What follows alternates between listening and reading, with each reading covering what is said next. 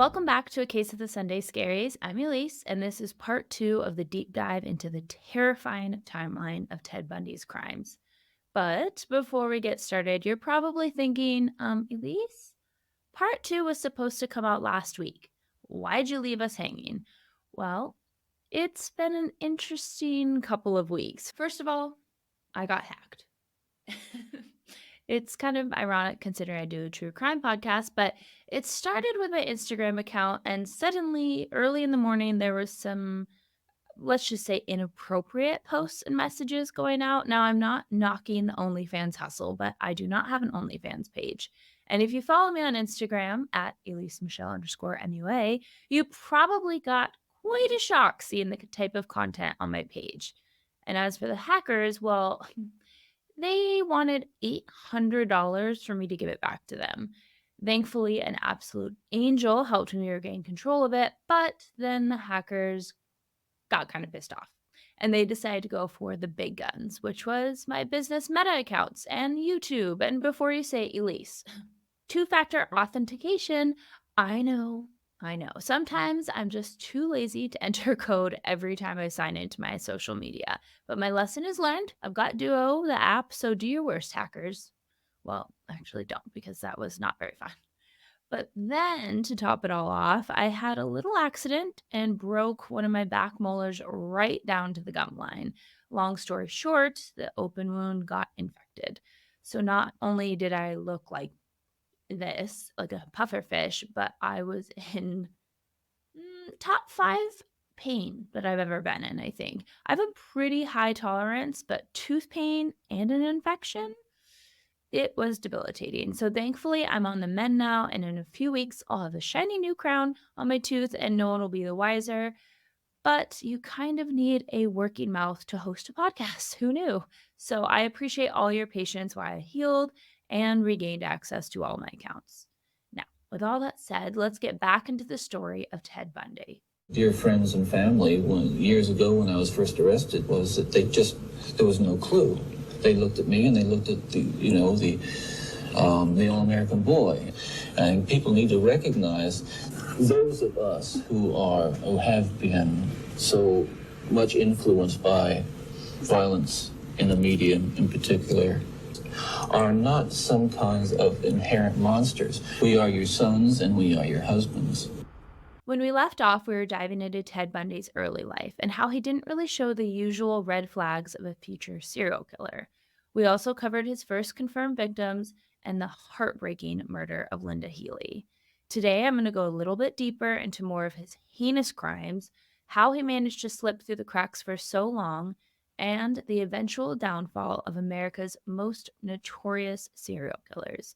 I cannot emphasize enough just how twisted Ted Bundy really was. As we continue with this case today and share his victim stories, it's going to get pretty intense. I'll be discussing some very disturbing details about his crimes. So grab your coffee or tea, because I definitely wouldn't recommend eating during this episode, and let's dive back into the chilling story of Ted Bundy. After Ted murdered Linda, it set off a chain of events. For the first half of 1974, approximately one girl per month went missing in Washington state. In March, 18-year-old Donna Gail Manson, a college student, was on her way to a concert when she just disappeared. Bundy would later confess to killing her, but sadly, her body was never found. Ted had a reason for this, though. He said that he had decapitated her and burned her skull in his girlfriend's fireplace, quote, down to the last ash in a fit of paranoia and cleanliness. But he's a lying piece of shit, because I got to Googling, as I do, and it is impossible to burn a human adult body down to ash in a fireplace. Because sure, flesh is going to burn, but turning bone into ash requires temperatures of 1400 to 1800 degrees Fahrenheit. The average household fireplace only burns at about 1000 degrees. So nice try on that one, Ted. You're going to find out that Ted is a liar. He lies constantly, whether it's to make his crimes seem a little bit less heinous than they actually were. So just take everything he says with a huge grain of salt. 18-year-old Susan Raincourt, also from Alaska, She was a biology major and part of the pre med program until she disappeared from the Central Washington State College campus on April 17th, 1974. When her parents were notified about her missing, they instantly knew their responsible daughter would not have just run off. Her father, Dale, said, quote, "If it were one of my other children, I'd probably just say, stand by, they'll be back in 2 or 3 days. But not Susan. She was always very careful." Her dad, Dale, also shared a comment that, in light of recent events, gave me a bit of a chuckle. Susan had extensive dental work done and was a bit obsessive about her oral hygiene. When her dad saw that her dental floss was still in her dorm room, he knew that Susan hadn't planned to leave for any extended period of time. Dentists everywhere are probably applauding, but let's all aim to be a bit more like Susan when it comes to oral hygiene, because we all hear when we talk about these crimes, there's that one thing, like they were never late to work. They would have gone and picked up their kids. But for the dental floss to be what made everyone, especially the people closest to her, know, like, nope, that is the one item she would never leave her house without. It's pretty impressive dental hygiene, let's just say it. There was an extensive search for her, covering 62 square miles, and in a decision that baffles me, they had local Boy Scouts help in the search. And I sincerely hope that these were Eagle Scouts or whatever rank it is when you become a teenager, because I'm picturing like little 8-year-old boys in their Boy Scout uniforms trekking through the forest looking for what we would imagine would be a dead body at this point. What were they thinking? Clearly, in the 1970s, they did not have a good grasp on PTSD, because who's footing the therapy bill for a tiny little Boy Scout if he's the one who finds the corpse? Who thought that that was a good idea? Could you even imagine being that kid? One minute you're learning how to tie knots and earn badges, and the next you're on a search and recovery mission. It's mind blowing that they thought that was a good idea. Susan was known for being sensible and, quote, wholesome. But from what I've gathered, she was really, really kind hearted. She wanted to be a doctor, she worked at a nursing home, and she tutored other students. Susan literally lived a life of service to others. But tragically, Ted Bundy was perfecting what would become part of his sinister MO. He preyed on the generosity and kindness of women like Suzanne by pretending to be injured and asking for help. He needed something carried to his car, and once they got close enough, he'd render them unconscious and shove them into the back of his VW bug, never to be seen again. During the investigation into Susan's disappearance, 2 Central Washington students came forward with a crucial lead. They'd seen a man that they didn't recognize lurking around campus. A few days before Susan vanished, one of those eyewitnesses, a 21-year-old student named Catherine, was leaving the library when a man in an arm sling approached her. He was struggling with a pile of books, and Catherine, being the kind soul she was, offered to help him get his belongings to his car. Now, ladies, I've said it before, and I will never stop saying it. Women's intuition is real. And thank God Catherine listened to hers. As she helped him, she noticed his car was parked far away from the library in a really dark, quiet area. Just as they reached the vehicle, the man dropped his keys by the passenger door of his VW Bug and asked her to pick them up for him. Catherine got the heebie jeebies. She trusted her gut, grabbed his keys without turning her back to him, and quickly ran off. Because she never turned her back to Ted, he didn't get the chance to attack her from behind, which was his usual method to ensure his victims would never know what was coming and would never have time to scream. Something to note here, there was no passenger seat in Bundy's VW Bug. He had removed it completely. Obviously, this was so he could easily get girls into the back seat because his Bug only had one door, so trying to pull the front passenger seat forward and get an unconscious body into the back would be extremely difficult and time consuming. Someone could see him. But as I was researching this case, you realize just how much thought Ted Bundy put into his crimes, not only in removing the front seat, but everyone said that he wore his cast or his arm sling on his left arm, which at first I thought was some sort of mistake. Eyewitness testimonies are known for not being very reliable. And I thought maybe they just got it wrong because Ted Bundy was left-handed. Why would he basically make his whole dominant arm unusable? But then it clicked. Unless he was ambidextrous, Having the sling on his right arm would, one, make him more believable when he's struggling to carry things with his less dominant arm, but more so, you would need your right arm because he needs to get in the car. And if your victim wakes up or you need to move something, you need your right arm free to control the situation. Does that make sense? Like, you've put somebody in the back seat of your car. If your right arm is in a sling or a cast and that person becomes awake or you need to move something, you need that arm to be able to reach into the back seat. And I don't say this to be like, oh, that Ted, he's so smart. He just thought of everything. Absolutely not. I just find it horrifying, but also a little fascinating how much malice aforethought that this proves. Every decision that this man made, big or small, like removing the passenger car seat, putting a sling or cast on his left arm as opposed to his right arm. Every choice that this man makes was meticulously planned to ensure that he would cause maximum destruction. 2 days after the search for Susan was called off on May 6th, Roberta Kathleen Parks, also known as Kathy, a 20-year-old student at Oregon State University, completely disappeared. Her story to me is particularly sad because Kathy had been going through a really rough patch emotionally. She had a difficult, strained relationship with her father, and on the night of May 6th, she had gotten a call with the devastating news that he had suffered a heart attack. Understandably, this news would be very upsetting to anyone, but Kathy reportedly sometimes used alcohol to cope with depressive episodes. So she might have had a bit to drink that evening, possibly making her more open to talking about her problems even with a stranger. Ted Bundy later would say that he approached her in the cafeteria, and like the predator he is, it's possible that he noticed that Kathy was potentially an easier target that evening. What could I possibly mean by that? Now, first, let me be clear nothing that happened to Kathy was her fault at all. It is always the perpetrator's fault. But Ted Bundy is notoriously quoted as saying, I have known people who just radiate vulnerability. Their facial expressions say, I'm afraid of you. These people invite abuse. By expecting to be hurt, do they subtly encourage it? And the answer to that, Ted, since you asked, no, they are not inviting you to hurt them. I wanted to dive into this a bit more because his quote really bothered me. And I think the reason it really bothered me is someone has said something in my past quite similar to this, but directed towards me. Like they just could sense that I had been through something and that like I don't even know what it was meant, and it's a little nerve-wracking.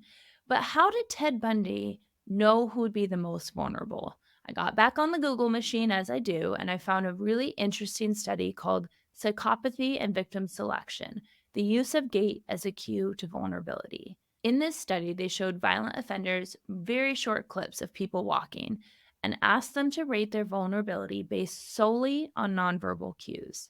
Psychopaths, particularly, were eerily accurate in distinguishing which people in the clips had a prior but undisclosed history of abuse, often citing their gait, which is how they walk, as their reason for picking them out as vulnerable and choosing them as targets. Psychopaths are incredibly manipulative, and they often are particularly skilled in exploiting the weaknesses of others. And this requires that they become very good at recognizing cues of vulnerability in potential victims. So while Ted's twisted perception and his horrible quote try to justify his actions, it really only highlights the depths of how manipulative and predatory he really was. In the first episode, we talked about nature versus nurture and killers. And I wonder where this animalistic ability to pick out what they perceive as weak or vulnerable, where does it lie? Is this something that Ted developed as part of his own twisted game, allowing him to pick out, based on nonverbal cues, people that were more likely to show kindness to a stranger? Psychopaths are known to be exceptional at exploiting weaknesses in others, but where the heck does that even come from? Is it nature or is it nurture? Is this ability to pinpoint vulnerability something that's embedded deep in like the subconscious of the mind of a psychopath from birth? Or is this skill developed through a lifetime of predatory behavior? I don't know, but I want to hear what you guys think. Whenever I research this kind of material into psychopathy, They always reference, like, don't worry, it's only 1% of people that even have this diagnosis. And that kind of weirdly comforts me until you do the math, because 1% sounds like a very small number, right? There's about 8 billion people on this planet. And 1% of 8 billion people means that there's approximately 80 million potential psychopaths just wandering the earth. Are all of them going to become someone like Ted Bundy? Of course not. But, ugh, I hate math because 1% sounds a lot better than 80 million. A lot of trouble. I mean, genuine trouble. Figuring stuff out. There are an infinite number of ways to explain how a man can come to the point where he destroys human life. I used to see a good-looking girl, and one minute I'd be thinking how nice it'd be to go out with her. And then the next instant I was thinking how nice her head would look on a stick. But back to this study. It's pretty terrifying, right? That there's people out there that can look at someone, how they walk, not even speak a word to them, and kind of do this read on them to know that they might be easier to manipulate and hurt. Ugh, I hate the thought of that. And remember, Kathy had gotten horrible news that evening. Her dad had had a heart attack. So, of course, she's upset. And perhaps she was a little more expressive than she would be if she was actually using alcohol that evening. And instead of most of us who are sensitive to the vibes of those around us and want to help someone out, she very tragically was approached by a man who would only want to prey on her vulnerability.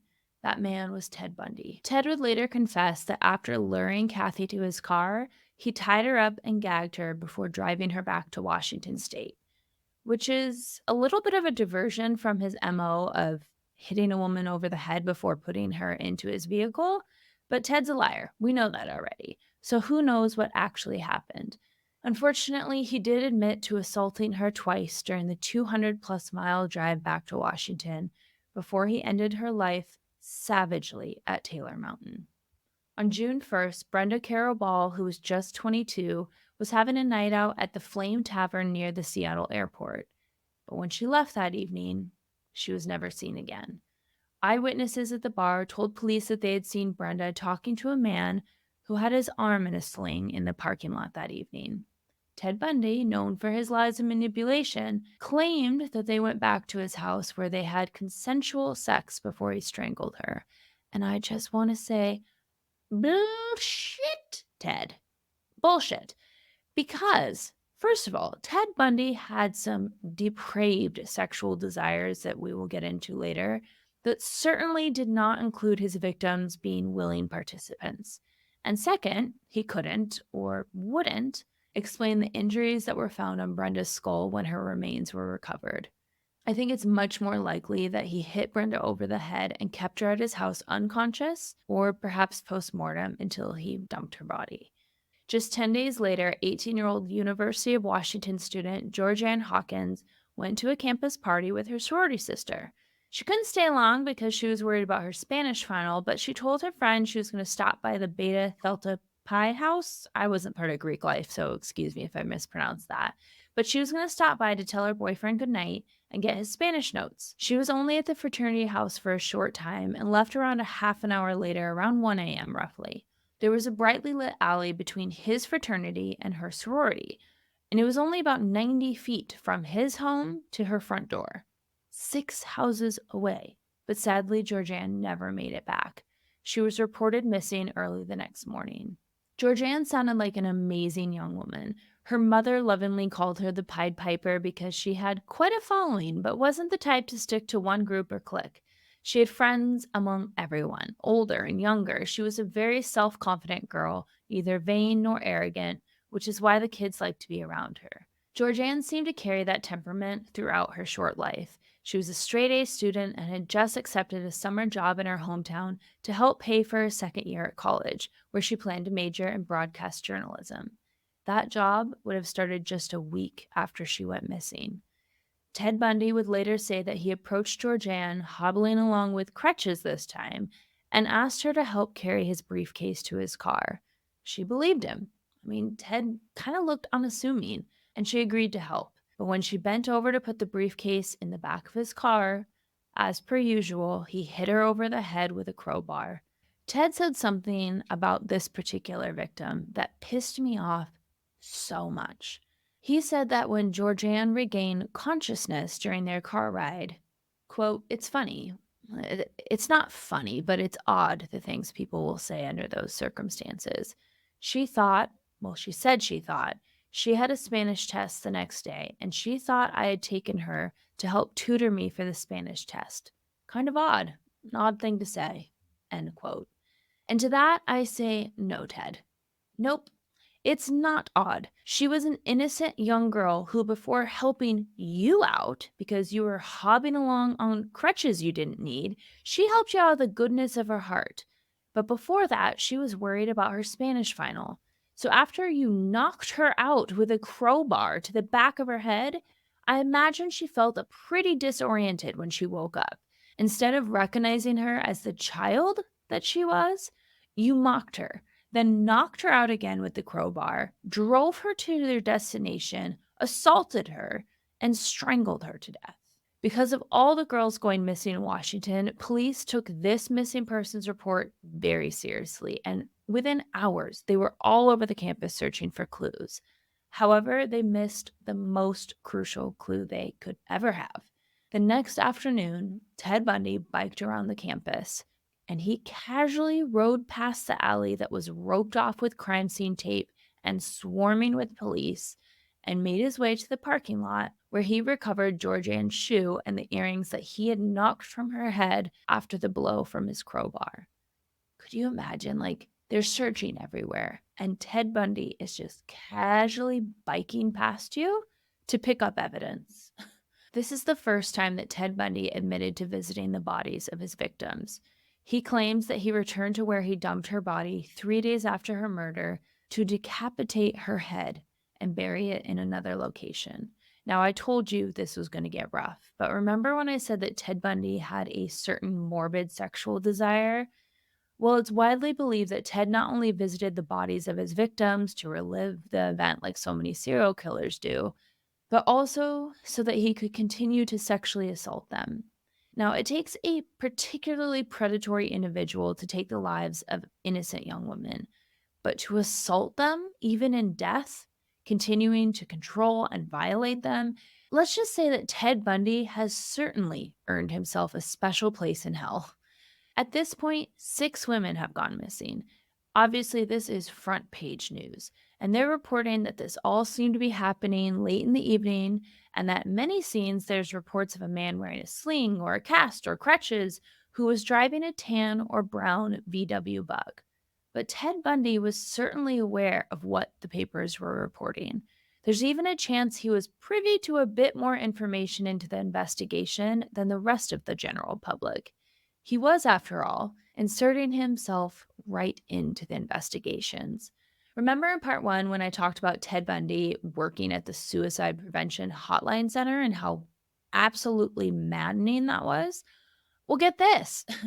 Because at the same time that he is abducting, assaulting, and murdering numerous women, Ted Bundy was working as the assistant director of the Seattle Crime Prevention Advisory Commission. He even helped write a pamphlet on sexual assault prevention for women. And if that is not twisted enough, he later worked at the Department of Emergency Services, or DES, a government agency that was involved in searching for the very women that he had made disappear. Obviously, it's not uncommon for killers to get overly involved in the aftermath of their crimes. They join in search parties, go to the funerals, but Bundy took it to another level. He joined the agencies that were tasked with preventing the crimes and finding his victims. And it was while working at the DES that Ted Bundy would meet Carol Ann Boone, but we'll get back to her a bit later. Ted felt the need to shake up his routine. The newspapers are reporting that all of these abductions are happening at night. So, instead of stalking and victimizing women at night, he became even more brazen and took his next victims in complete daylight. And what's better in his mind than one victim? 2. On July 14th at a crowded public beach, Janice Ott, 23, and Denise Naslin, 19, disappeared. 4 witnesses reported that they had seen a handsome young man wearing his left arm in a sling who introduced himself as Ted. He asked all of them for help unloading his boat from his VW bug. 3 of those women said, "No thank you, strange man approached me out of nowhere asking me to accompany you to your vehicle." But the 4th agreed. However, she ran for her literal life when she got to his car and saw there was no boat. Tragically, the 2 girls that went missing that day, just 4 hours apart, would not be so lucky in escaping Ted Bundy. Ted had finally gotten cocky. He had gotten away with so much. And now he had taken 2 girls in one afternoon in broad daylight. But what he didn't account for was how much the community and the state would rally around this case. People were scared. Girls stopped hitchhiking, which might be the only good thing that Ted Bundy did for the world. Well, that and the suicide hotline, I suppose. And for the first time, police had a detailed description of the man who introduced himself as Ted and of the vehicle he was driving. Now, I've said before that eyewitness statements aren't always as accurate or concrete as we would like to think. But 4 women having the same account of a man trying to lure them to his vehicle, well, that's enough to bring out a forensic sketch artist to talk to them. And before you knew it, a description and sketch was not only published in the papers, but being broadcast all over the news. Guess who happened to see it and think, oh my God, is that my Ted who drives the same car and looks similar to the sketch? It can't be. Can it? Ted's girlfriend, Elizabeth. There was something about it that just grabbed my attention. There was just something about the jawline or something like that that made me think, wow. And you called Seattle police? Yeah, I called anonymously to a tip line that they had set up. And it wasn't just Elizabeth that noticed the similarities. Ann Rule, who worked with Bundy at the suicide hotline, a DES employee, and a University of Washington psychology professor, all recognized Ted Bundy from the sketch and reported him to the police. Unfortunately, the police didn't take these tips too seriously. How could a clean-cut, attractive law student with no criminal record be the guy stalking and hunting women? Well, detectives, maybe he didn't have a criminal record because he just hadn't been caught yet, and you refused to look into him. I bet the thought of people recognizing him made Ted more than a little nervous. And in a twist of fate that worked in his favor, unfortunately, he received a second acceptance letter to the law school in Utah. So in August 1974, Ted Bundy packed his things and left the state, pretending to be just another student heading off to pursue higher education. But it didn't take long for Ted to get humbled.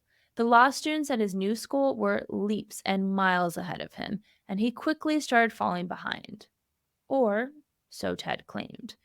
I think the real story is that Ted had already chosen his path. He was dedicated to controlling, abusing, and killing women. That was his true calling. And why do I think this? Because it didn't even take a month at his new school before he assaulted and strangled a hitchhiker in Idaho on September 2nd. He then returned to dismember and dispose of her remains in the river. To this day, that hitchhiker has never been identified. 4 days later, back in Washington, 2 hunters found the remains of Janice Ott and Denise Naslund 2 miles from the state park that they had been abducted from. They weren't alone, though. There was an extra femur bone and multiple vertebrae also found at this site. Ted later would claim that they belonged to Georgianne Hawkins, although that has never been proven. We know Ted is a psychopath, but he seemed to really crank up the crazy a notch in Utah.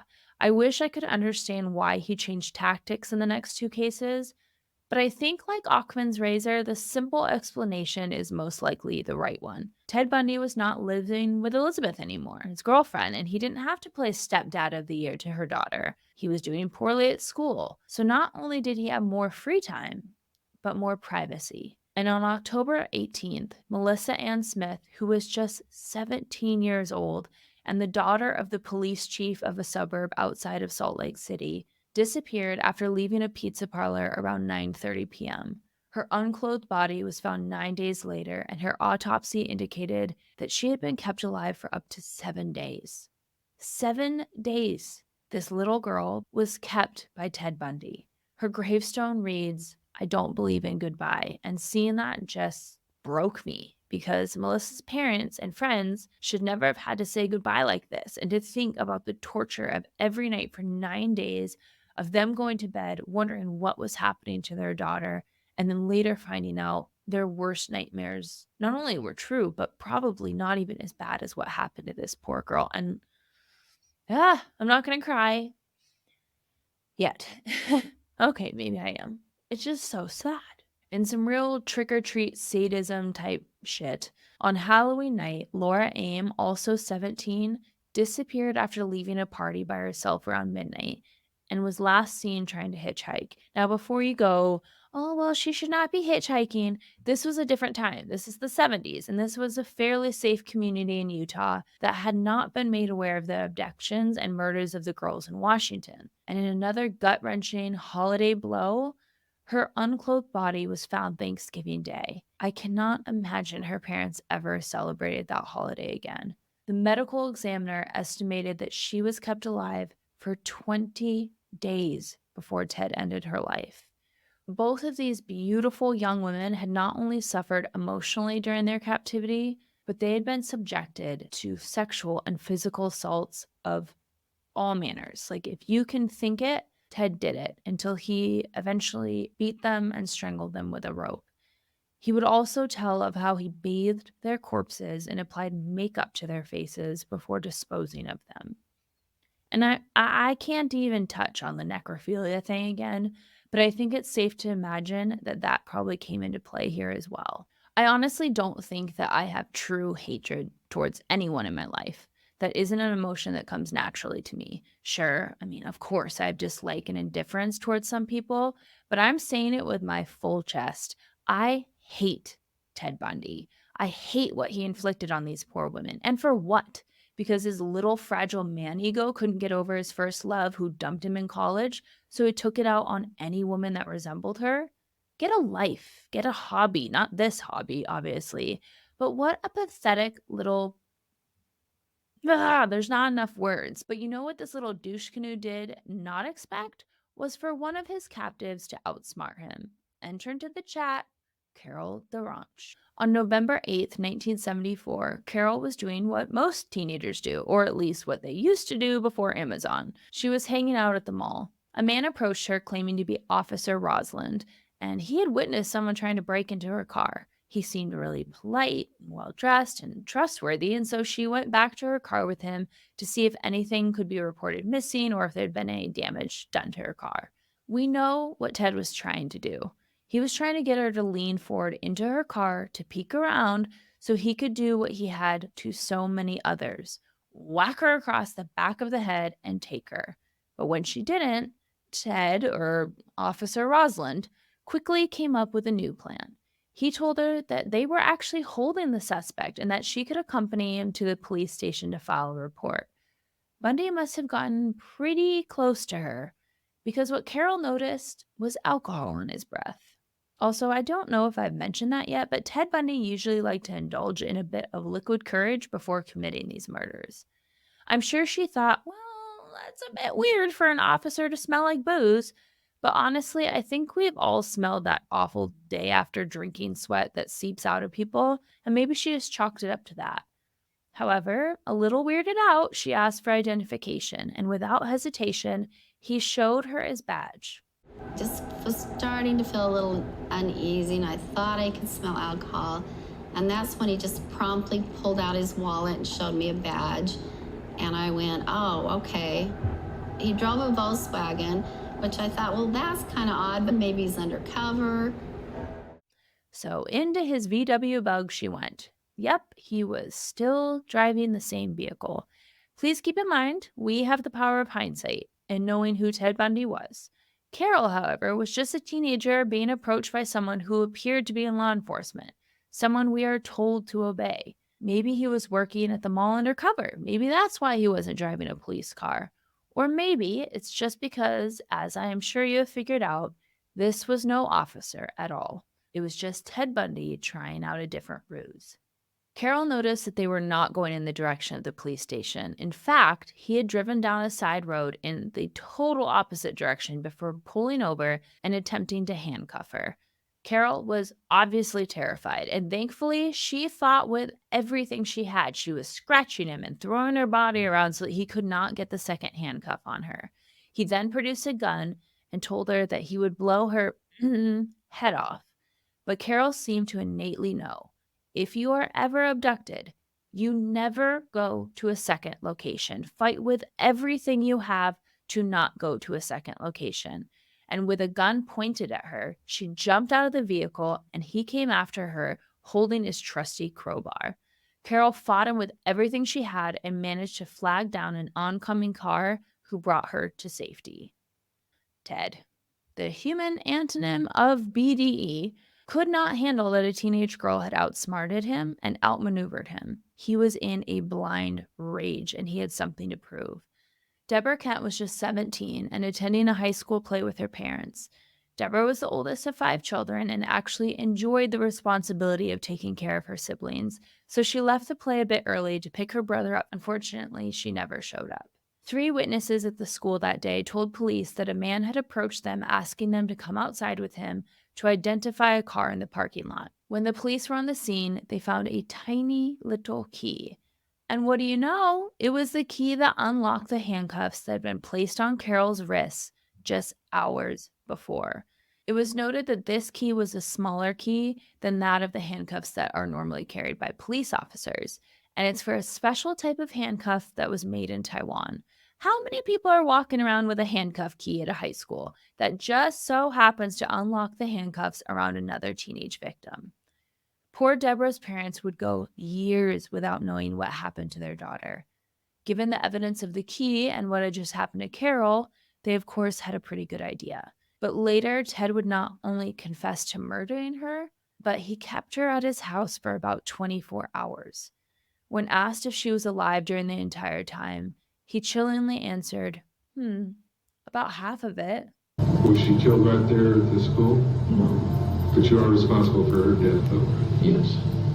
Did it take place in your car or The place where I live. Day. 24 hours.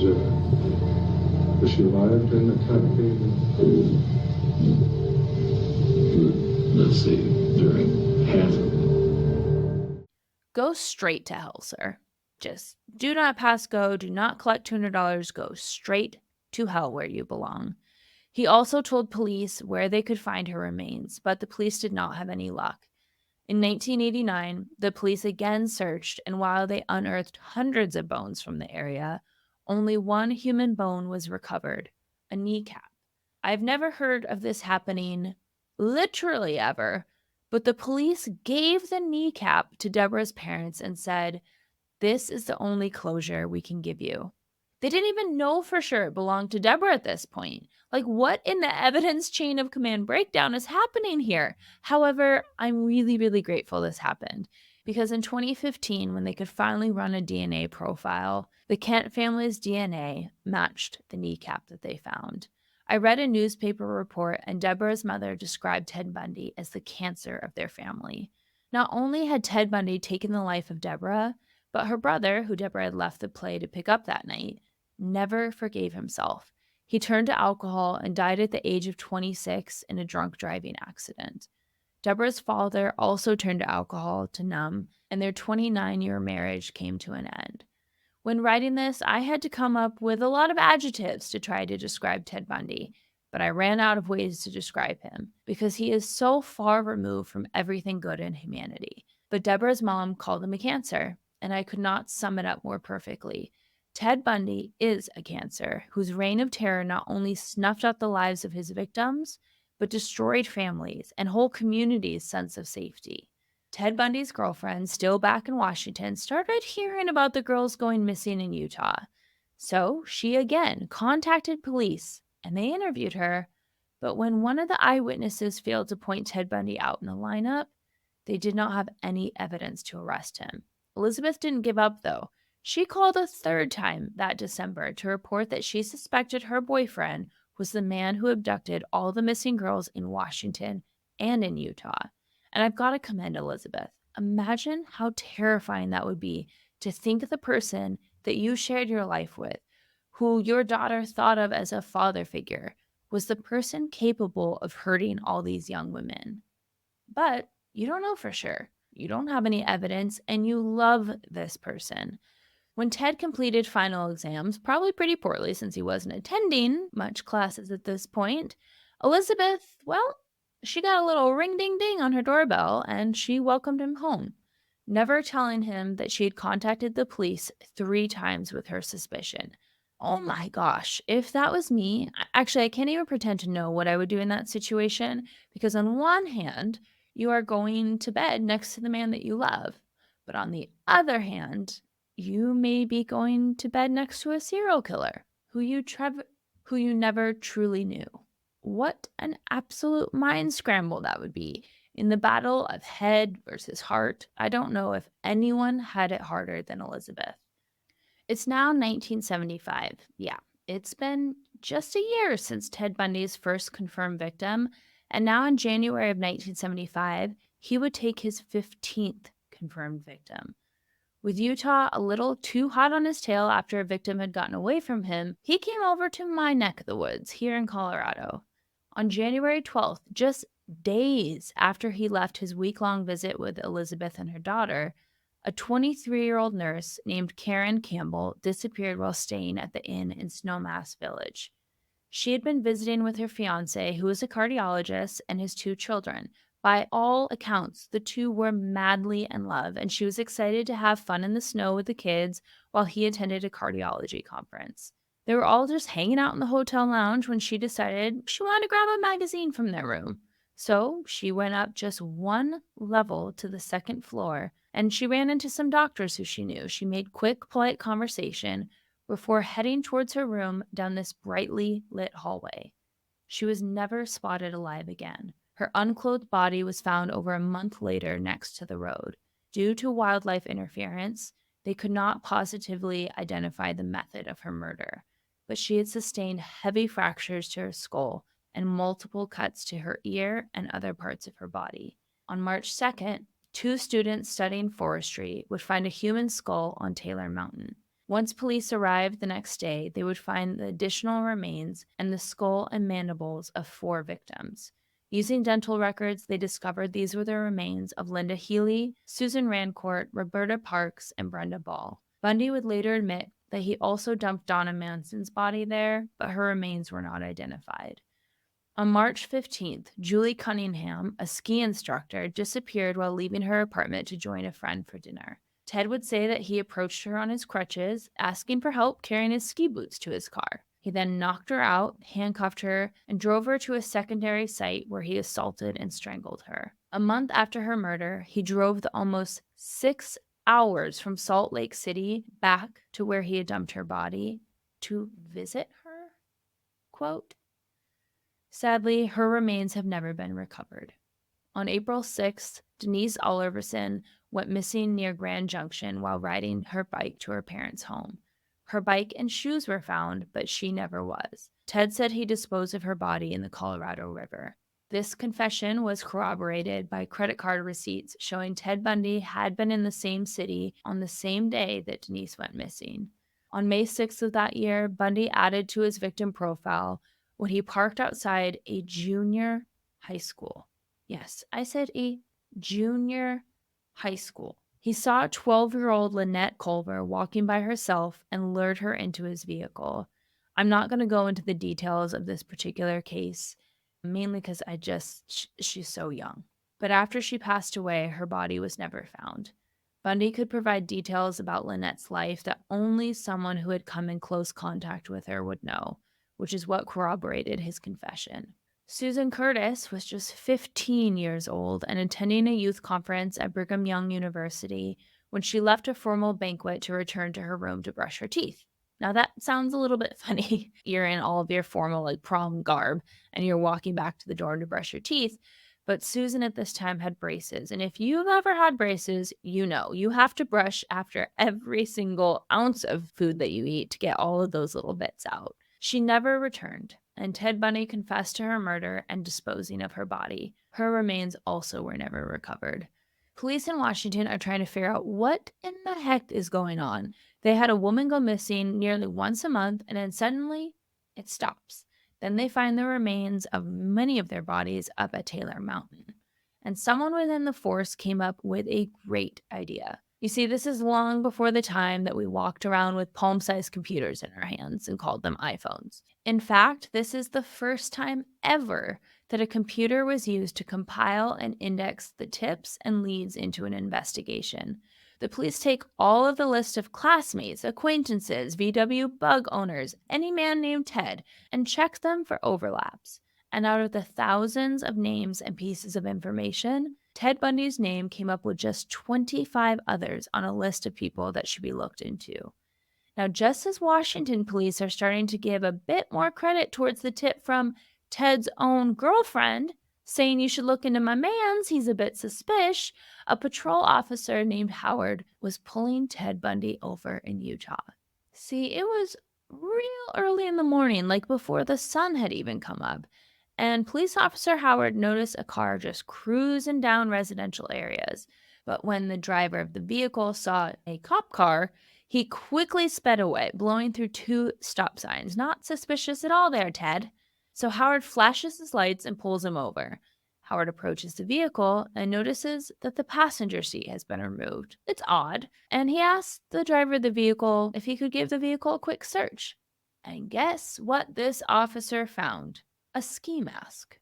A mask that was cut into pantyhose, gloves, a crowbar, handcuffs, trash bags, rope, and an ice pick.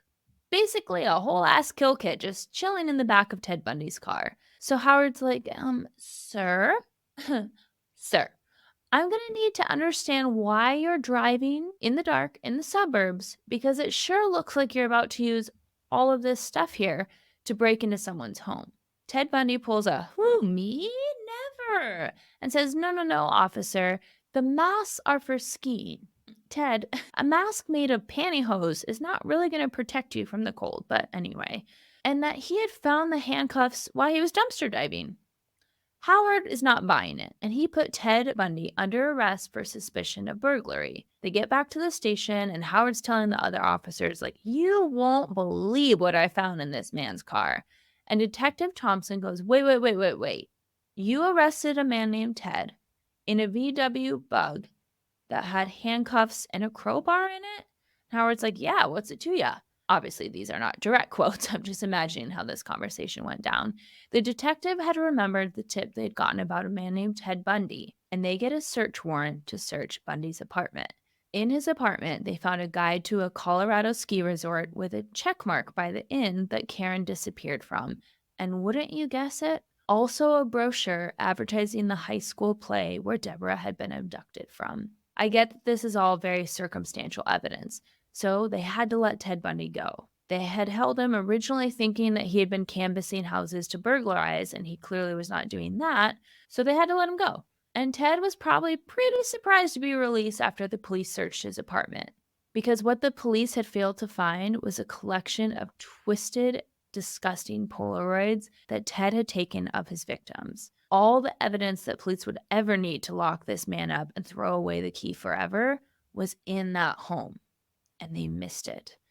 So Ted immediately returned home, destroys the Polaroids, which, yes, people make mistakes, but it is so frustrating because Ted, the man who had the most inflated sense of self, was sitting in that home, destroying that crucial evidence, thinking, I just got away with it, like I always do, na-na-na-na-boo-boo, police. Police didn't have enough evidence to arrest him for anything, right? But they certainly had enough evidence to put surveillance on him. And Detective Thompson hopped on the next flight to talk to Ted's loving girlfriend Elizabeth in person. Someone is finally taking this woman seriously, and Elizabeth had a lot to say because she had been conducting a little investigation of her own behind Ted's back. She had done her own search of her Washington home and found crutches. That's odd because no one in that house had been injured. She found a bag of plaster of Paris. It's what's used to make casts, amongst other things. But Elizabeth and Donna weren't doing any paper mache projects. There's no reason to have that in their home. And why was there a meat cleaver somewhere in her home other than the kitchen? What really shocked her was when she opened a bag of women's clothes that did not belong to her or her daughter. Ted didn't have a high-paying job. He is a student, and not a very good one at that. And so she was surprised when at one point he had come home with a state-of-the-art TV and stereo equipment. And she's like, "Funny, Ted, you can't help me buy groceries, but you can buy this?" Well, at least that's what I would say. And Ted responded, "If you tell anyone, I'll break your effing neck." Okay, now we're getting into it, Elizabeth. Behind the scenes, your relationship was not so hunky-dory. In fact, she told police that she also found it odd that when she told Ted that she wanted to cut her hair to try out a new style, he became enraged. And I want you all to guess why. Well, Ted Bundy preferred her long, dark hair to be down and parted in the middle, which, cool, everyone has their preferences. But all the girls that had been murdered had the very same hairstyle. I also do not know what the heck was up with this, but she told police that she would sometimes be woken up in the middle of the night by Ted fully under their comforter, just searching her body with a flashlight, examining her. I never want to yuck anybody's yum. Consensual kinks, go for it. But what in the world could you imagine waking up to that multiple times? Like, what exactly are you looking for there, Ted? Like, are we doing a skin cancer check? It's weird. She also confirmed he had not been home any of the nights that the girls had gone missing or during the day that the two women vanished from the park. I came across a little piece of information while doing the research on this case that I just had to include because I love a girl's girl, women looking out for women. When Kathy McChesney, a homicide detective, conducted a follow-up interview, she dropped a sneaky little bombshell. I, of course, was not in the room, but I like to think it went down a little something like this. "Thank you so much for taking the time today, Elizabeth. This is really great information, and you are so brave to share it with me. I'm sure you're scared, confused, and you love Ted, right? You don't want to believe he would lie to you.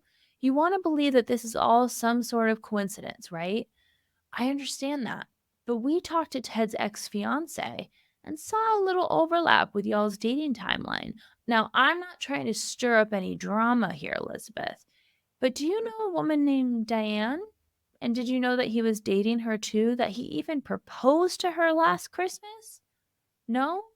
Well, honey, if he is willing to lie to you about that, what else could he be lying about? Here's my card, babe. You call me if you think of anything else that might be helpful." Then she chasses out of the living room, leaving Elizabeth speechless. End scene. Okay, it probably didn't go like that, but I think this was so smart because we know that leaving a partner is not always black and white. But dropping that little bombshell on Elizabeth was probably meant to sway her judgment of Ted Bundy even further. It's genius, really. Ted knew that his VW bug needed to go. Too many people had reported a tan VW bug in connection with these crimes. But he was on surveillance. So when he sold it to a teenager, poor unsuspecting teenager, Utah police pull up right behind and immediately impound the vehicle. Like, poor kid, he has a car for, 15 minutes? And they found hairs that matched those from the victims' bodies. This was before DNA analysis, but a lab tech said, "Listen, guys, these are microscopically indistinguishable from each other. The presence of hair strands in one car matching 3 different victims who had never met each other in life would be a coincidence of, quote, mind-boggling rarity," end quote. Ted Bundy was put in a lineup, and Carol, the girl that escaped him, immediately identified him, even though Ted Bundy had gone to great lengths to disguise himself by parting his hair in the opposite direction. And Ted was finally arrested for something. Not for murder, but for the aggravated kidnapping and attempted criminal assault on Carol's case. His mom bailed him out. And he went back to Washington to live with Elizabeth. Elizabeth, my girl. What are we doing? However, Utah police and Washington police know that this is our guy. Ted Bundy is the man who's killed all these young women, but they don't have enough evidence just yet. There was so much surveillance on Ted that Elizabeth later said, "When Ted and I stepped out on the porch to go somewhere, so many unmarked police cars started up that it sounded like the beginning of the Indy 500. The police from the different states where the women had gone missing, well, they started talking to each other, and they had a meeting of the minds in Aspen, Colorado in November, just in time for ski season. Jerry Thompson for Utah, Robert Keppel from Washington, and Michael Fisher from Colorado.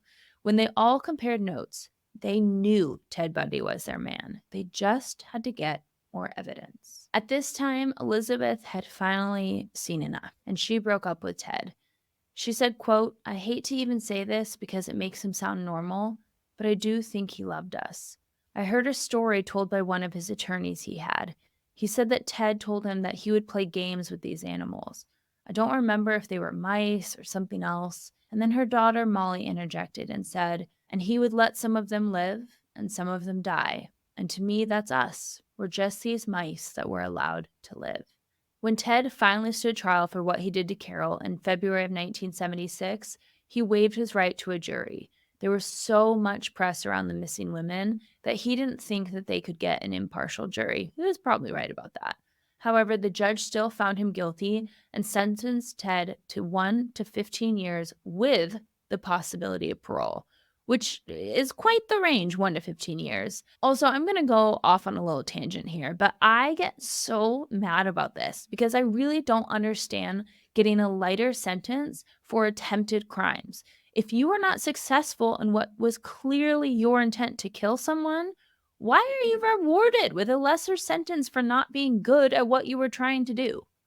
Not just in this case, but in general, I have never understood that. You beat someone, you abduct them, you threaten them with weapons, and it's like our system goes, well, you didn't actually kill the person. Like, it's pretty obvious you planned to. So we're just going to do a lighter sentence so that you're back on the streets sooner and have the opportunity to give it another go. It makes zero sense to me. And let me know your thoughts, though. Should attempted crimes, kidnapping, assault, murder be held to the same sentencing guidelines as those that came to fruition? I think so. Later that month, police in Colorado charged Ted Bundy with the murder of Karen Campbell after matching the indentations in her skull to the crowbar that was found in his vehicle. Since murder is more of a serious charge than kidnapping, he was transferred to a Colorado prison to stand trial for her murder. Ted made a rather interesting choice. He decided his legal team was inept, and because no one thinks higher of Ted Bundy than Ted Bundy, he decided, despite never finishing law school, that he should represent himself. He was telling anyone who would listen that he was innocent and that he was going to prove it. If you listen to my coverage of the Isaac Wright Jr. case during Black History Month last year, you might remember how risky of a move it is to represent yourself. If you don't know the ins and outs of court proceedings, you could seriously piss off a judge, unless they have the patience of a saint. You can't just be shouting, "Objection!" to everything that the prosecution says. You've got to know the rules and be able to abide by them. But Ted had ulterior motives for representing himself. This move came with certain privileges. In court, it meant he didn't have to wear shackles or cuffs, which could sway the jury's opinion of his innocence or guilt. That makes sense to me. Plus, he got to be escorted from the jail to the courthouse library in Aspen. And that makes sense too, right? You have to be able to research, show precedent of similar cases, and so on. But Ted wasn't researching his cases. He was planning his escape. On June 7th, 1977, Ted was escorted to the courthouse for a preliminary hearing. During the recess, he asked the judge if he could be taken to the library to research his case. The judge agreed. After all, Ted would be escorted by a guard the entire time. What could possibly go wrong? Once inside the library, Ted slipped behind a bookshelf out of the guard's line of sight and opened a window. Now, if you're wondering why the windows weren't bolted shut, remember this is the second floor of the courthouse. They didn't think anyone would be using the window for anything more than a fresh breeze. With the window now open and the guard not looking, Ted escaped. He jumped from the second story of the Pitkin County Courthouse. Shockingly, he only hurt his ankle in the fall, and without shackles, no one would notice the man who had shed his outer layer of clothing and was casually walking down the streets of small-town Aspen. Ted hiked up to Aspen Mountain, found a hunting cabin, broke in, stole food, new clothes, and a rifle. The next day, he set off again, but got completely lost, wandering the mountainside for 2 days without any course of direction. Meanwhile, the police were everywhere, setting up roadblocks and organizing search parties, but they had no luck. Ted was walking in circles, completely lost in the mountains until he finally figured out how to get down. Quick tip, if you are ever lost in the woods, climb a tree to see which direction you need to go. You see, Ted's smart, but only it seemed when it came to being a criminal. Otherwise, he lacked good common sense, it seems. Ted makes it down to the Aspen golf course. He steals a vehicle, and instead of driving out of town, again, not very smart, he drove back into Aspen. Ted was weak and exhausted at this point. He had been sleeping, except for the night in the cabin, in negative-degree temperatures. And he is swerving all over the road, and the police pull him over. After 6 days of freedom, Ted Bundy was back in custody. News killer Theodore Bundy was captured early this morning, 2 miles from Aspen, Colorado. He was on the main road driving a car he admitted taking just a short time earlier. Barbara Grossman was in Aspen this morning and has this report. At 2 this morning, after being loose for 6 days, Bundy was captured by Pitkin County officers Maureen Higgins and Gene Flatt. But they weren't looking for Bundy. They were on a routine investigation. I noted a vehicle driving erratically about an eighth of a mile east of Aspen on Highway 82. We observed this vehicle for a matter of seconds, and I turned around and pursued it, contacted it, and found Mr. Bundy driving it. Did you recognize him right away? It took about 2 glances. He was pretty altered. His appearance had been altered by glasses and a minor growth of beard. Actually, he was pretty dopey. I think he was pretty tired. He was cooperative in that he pretended to search for his license when we asked for it, and he wasn't aggressive toward us in any way. Did he say where he was heading? He did not. He just stated he was going to leave the valley if possible. Hi, Ted. How you doing? Good, how are you? Here. He had lost about 15 pounds. His body was scratched. He injured his knee while mountain climbing. He was exhausted, disoriented.